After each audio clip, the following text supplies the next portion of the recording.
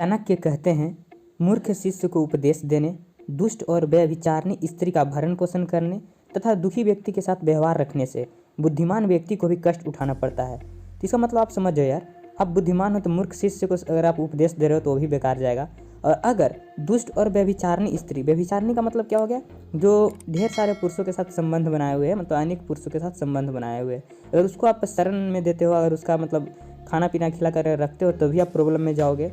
और हाँ, दुखी व्यक्ति के साथ रहोगे तो आपको भी दुख होगा। तो आप कितना भी तेज क्यों नहीं हो यार, अगर इन तीन चार ये सारी चीज़ों से आप अगर घिरे पड़े हो तब तो आपको कष्ट उठाना ही पड़ेगा। जिस व्यक्ति की पत्नी दुष्ट हो, जिसके मित्र धूर्त हो, नौकर जवाब देने वाला हो तथा जिसका निवास ऐसे घर में हो जहाँ सांप के होने की संभावना हो, तो ऐसे व्यक्ति की मृत्यु में कोई संशय नहीं है।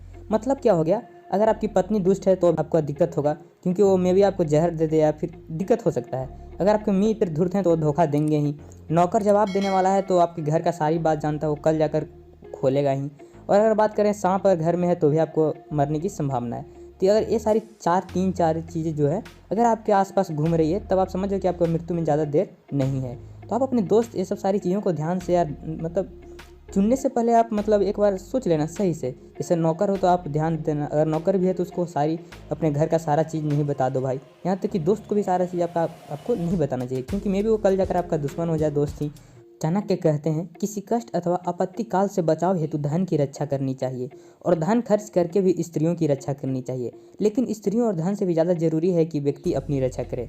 ये आप समझ गए होंगे। थोड़ा सा मैं बोलूँ तो अगर आप कोई आपत्ति काल नहीं आ जाए इसके लिए आप धन को बचाओ, लेकिन अगर बात आती है स्त्रियों की रक्षा करने के लिए तो आप धन का खर्च कर दो।